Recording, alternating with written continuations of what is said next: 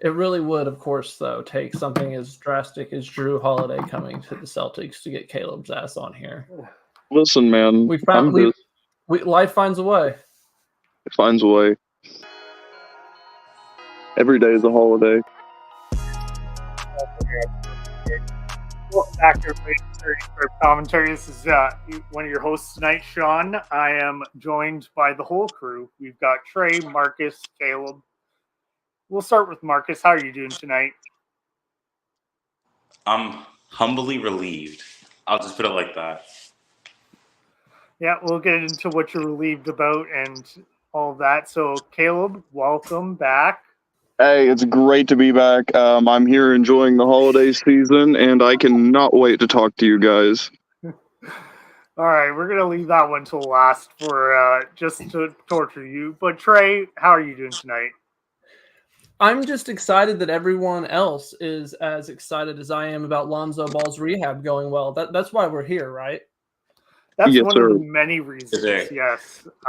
Yeah, I am very jealous of Jimmy Butler's hair. I could never get it that straight. And that, yeah, just, wow, that hair was fantastic.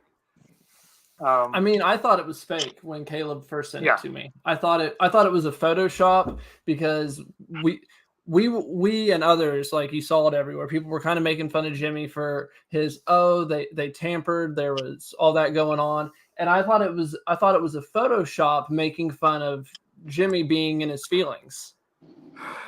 That was my exact feelings when Caleb sent that. I didn't realize it was real. Marcus, to your defense. Mom and Dad, it's not a phase. You guys wouldn't understand. So is that how you were feeling until you got that relief that you said? Because you said you were humbly relieved. I know you've wanted to go in the young guys' direction. This is kind of forcing their hand that way. But did you have your own emo phase about losing out on Lillard, losing out on Holiday before you got back to that acceptance? Well, I think that when the expectation is made that you're gonna, number one, that was sick how y'all just put me underneath the basket like that for Caleb to just slam on me like that. I realize it. I see the play coming out. It's okay though. But I will say from the point of, I would only say it's heartbreaking because there was so much of an expectation put on it. That Dame was out here being corny as hell, was saying, I want to come to Miami, I'm doing this, I'm making songs, I'm doing all that. And if we didn't have this whole song and dance, I don't think it would be as big of a deal as it is now. But I think it didn't hurt you at all to lose out on Holiday. That one did. That's what we kind of expected as I expected as a consolidation prize if we weren't going to get Dame. But you also got to remember that when your star player says that he wants to specifically go to a team, and that's kind of tampering, that team might not want to do anything to do with you. In fact, they might do everything to make your opponent, your opposition, stronger. So, this is just the world that we live in. Yeah, that's exactly what happened. That's exactly what it feels like happened. Caleb, when you first saw that photo of Jimmy Butler, I just want to know what your thoughts were. Like I was the same way. Like I initially thought it was photoshopped, and I was like, it's a really good Photoshop. And then I saw it everywhere, and I realized it was real. My next reaction was to immediately come up with like Jimmy Butler related emo band puns. That was the next thing. I think Jimmy Heat World was the best one that was there. But he truly finds a way to make himself relevant in every moment. And I respect that. I really appreciate that. Like when the spotlight was everywhere else, he found a way to make people look at him and be like, look what Jimmy's doing. Listen to the hate from the guy who should be sitting high. I'm not. Time out. I go like 30 seconds about Jimmy Butler without saying anything slanderous, and I get called the hater. Hold on. That's kind of slanderous. I feel like I'm being gaslit here. You definitely were not posing it as a positive. To be fair, you called him a drama queen. You know what you did.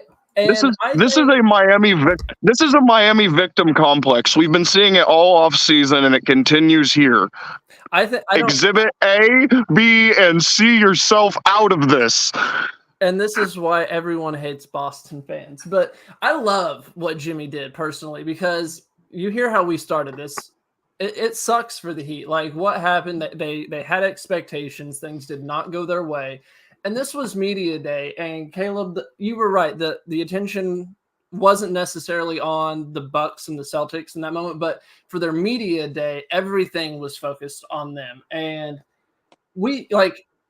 this went even beyond basketball fans. My wife, Marcy, was sending me and Caleb stuff about Bam crying, asking who the guy was beside Jimmy Butler. And if Jimmy Butler doesn't go in there playing the fool, doing all this extra stuff, we're having very serious conversations about how does it feel to lose out on Dame Lillard, Andrew Holiday, and the vibe is just so much worse. I think Butler coming in like this really took a lot of the pressure off of what was a terrible offseason for them. So as much as I also enjoy to crap on Jimmy Butler, I do think this little attention grab was warranted because all the attention was already on Miami and it was all negative. Time out. I genuinely was not shitting on Jimmy Butler. I don't disguise it when I shit on Jimmy Butler. If I wanted to shit on Jimmy Butler, I would just do it. I was not even taking a shot. I was saying it was a genuine good idea that he got the attention on him. I promise you, when you hear it back, if someone said the same thing but said Tatum's name, you would have taken offense. But that's just the hatred, the little bitterness, I think, between the Heat and the Celtics, because Marcus does, I hear shots from Marcus from the Celtics. That's just the nature of the beast when you have two teams that contend. Sadly, I don't have that fire in me anymore because it has been snuffed out.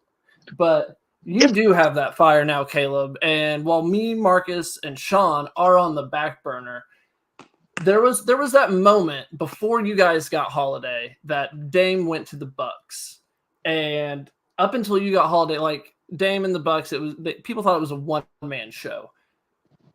If you didn't get Holiday, was there? Do you even think there was a plan B, or was that just you had to find a way, and that's why Time Lord ended up getting moved? I honestly I don't know if it was always Holiday, but I have receipts on this. I have not thought Brogdon was going to go into the season as I just didn't think he was going to be here. It'd been so awkward this offseason. I thought something would happen. And after the Dame trade happened, it almost just made too much sense.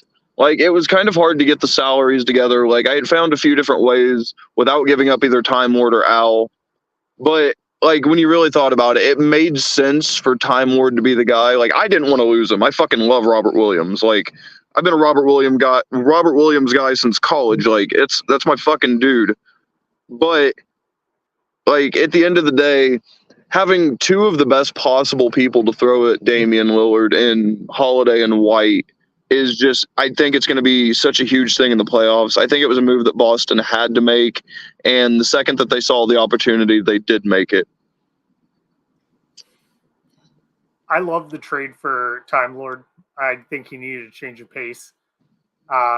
Marcus, what did you think about the Milwaukee Bucks getting Dame Lillard before we get to how Boston just ruined the world?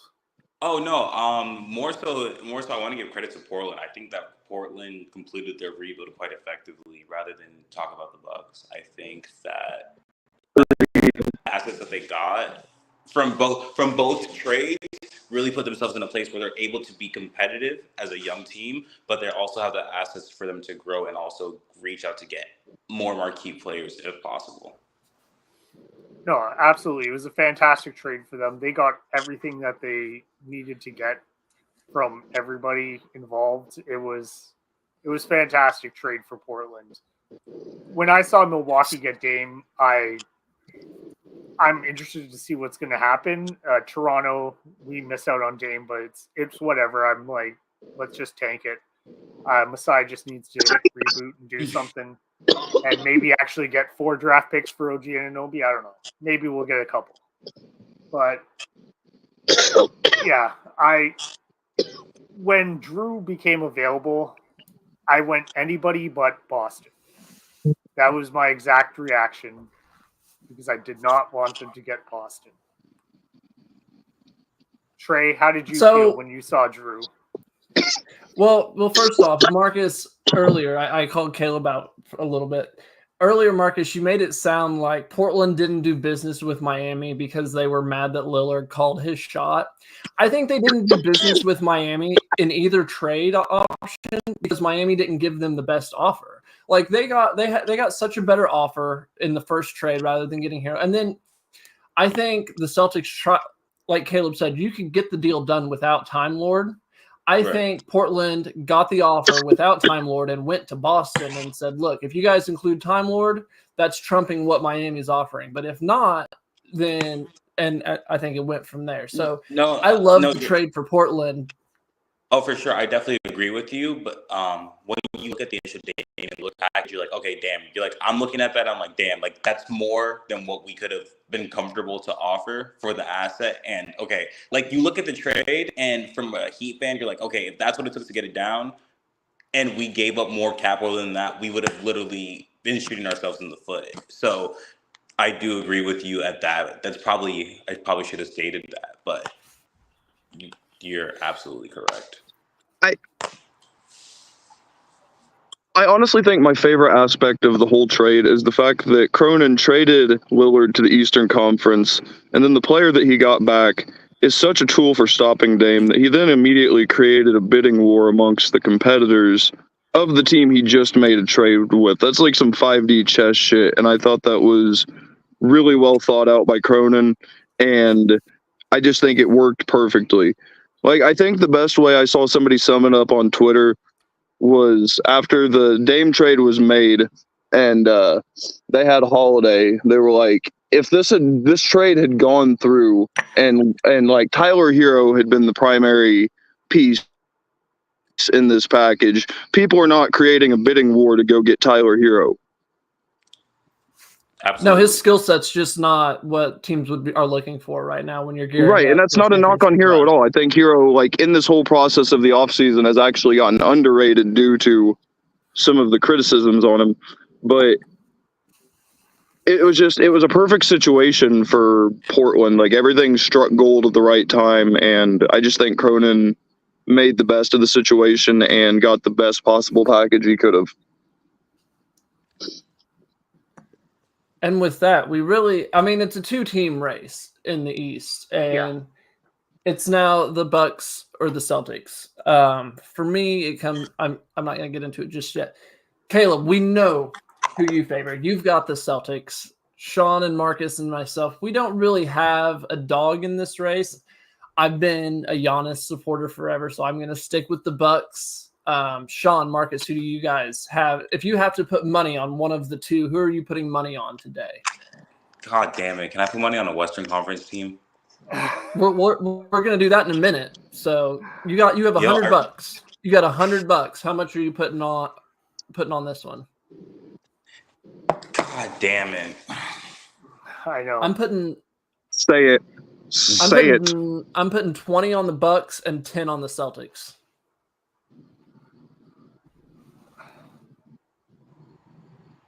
I have to put more on Boston. Unfortunately, I'd have to put more on Boston. It's just because it's not even. Yeah, go ahead. Yeah, because it's not even that. It's just a complimentary piece of just putting Drew Holiday, and then you're like, oh shit. They also got KP too. So even so, and for the longest, everyone's been saying that this team, all they're missing is a fucking ball handler, and they actually have a ball handler now. So and not even like a subpar ball handler, like an all-star, once an all-star caliber ball, person to do it. So I mean, goddamn. Yeah, no, I'm not even worried about KP. He's TBD if he can stay healthy. Yeah, he'll be a great complementary piece, but Drew Holiday with Tatum and Brown, Brown never has to take another dribble his life. He could just sit in the corner, take threes, and cut to the basket and alley-oops or dunks.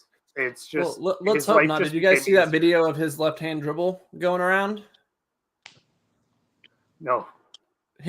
he's standing in place and he's doing the power dribble with the right hand, just dribbling hard, standing in place, and he tries to do it with his left, just standing in place, dribbling while he's looking forward, can't do it. Yeah, no, I'm the same. I'm bad. Like I'm glad he's working. I'm glad he's working on it, but at this point, it's not. If the skill hasn't improved yet, it's not something that's going to be utilized this season. So for me, I can't count on Brown to. But my biggest story, I'm picking the Bucks because that's what my heart says. But KP can stretch the floor. He takes, I think it was the fifth, like furthest out. Dame takes the farthest, so that's going to be great for Giannis, and that's honestly that's why I'm picking them. But KP stretching the floor for Tatum and Brown, I think is going to be absolutely huge for them. I worry a little bit, I guess, about their rim protection with Time Lord not being able to get back and recover. And again, I think that Dame Giannis pick and roll is going to be effective enough that their half court offense will get the job done. And I think in transition, Giannis is still better than anything the Celtics can throw at him in terms of transition defense.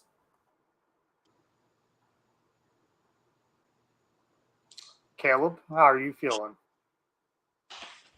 As Trey said, I think it's clearly a 2-team race in the East. I'm gonna pick Boston.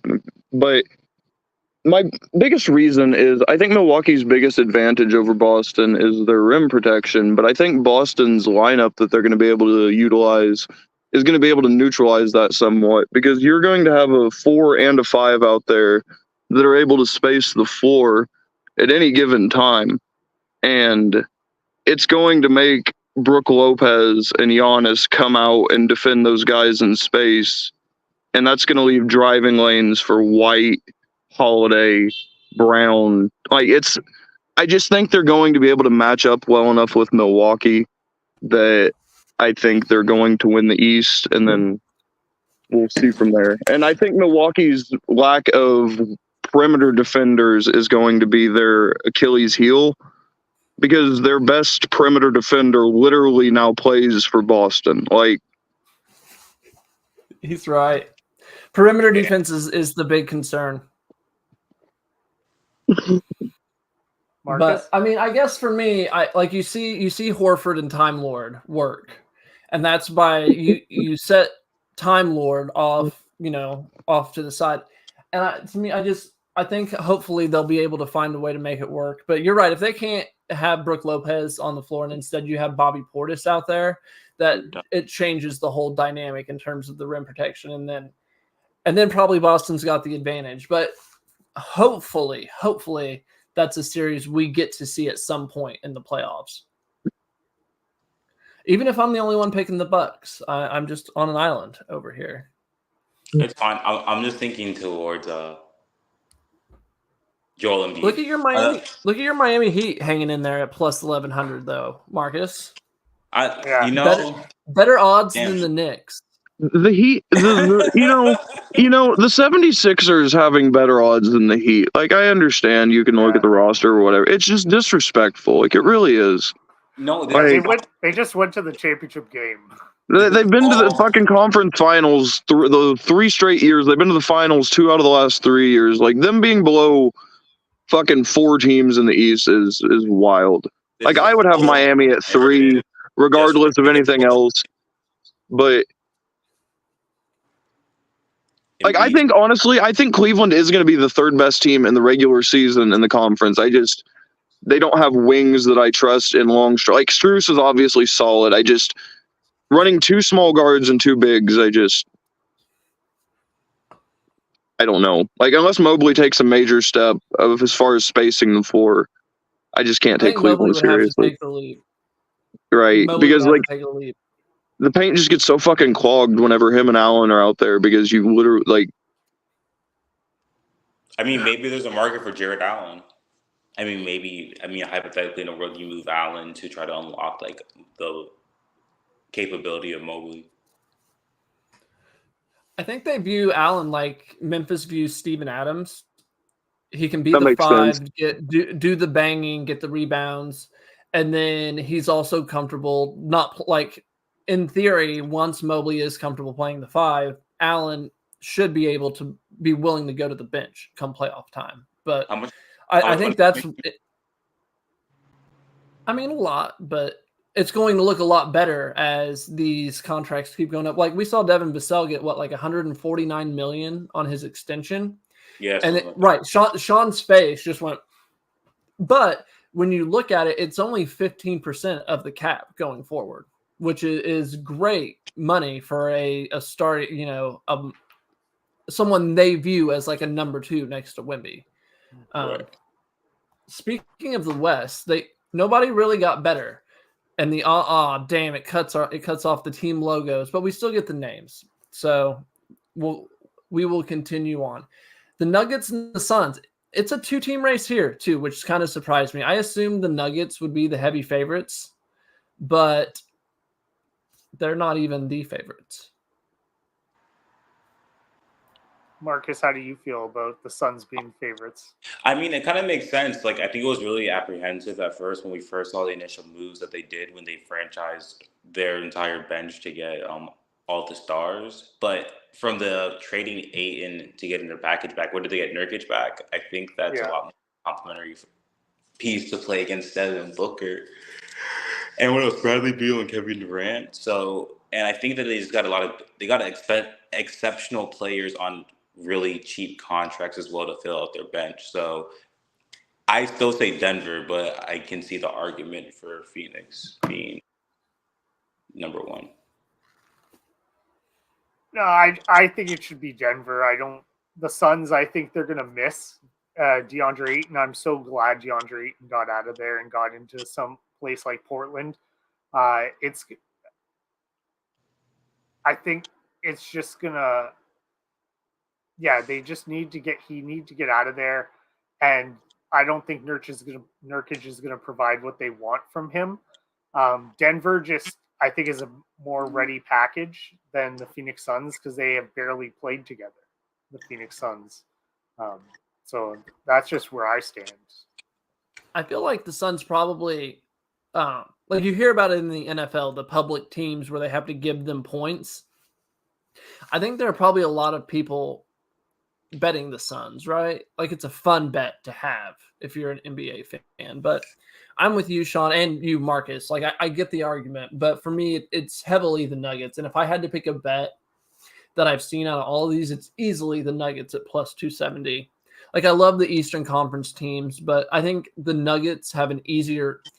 The West is deeper, but they don't have to face a team that is as good as the Celtics or the Bucks in the West. Caleb, how are you feeling about this? Well, Caleb is gone. His stream kept pausing, so he just dipped out. But all right, no, I just didn't even notice. Really, we got the East, and he was just like, "Screw it, I'm leaving." Marcus, I want to quickly go back to the East with you. Caleb brought up Miami being behind Philadelphia, and that actually did catch my eye as well because I respect the Heat a lot more than the 76ers.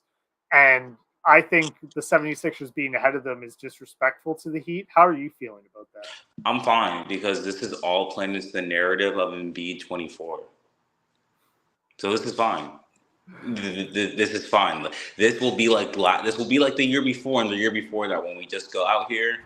We're just happy to be here. We chug along. We develop a couple of players. We bring them up. Maybe we make it to the play-in. Maybe we make it to the postseason. Could go any way. Maybe we lose in the first round. Maybe we make it to the finals. Who knows? Probably not the finals this year. But at this point, talk to me next offseason.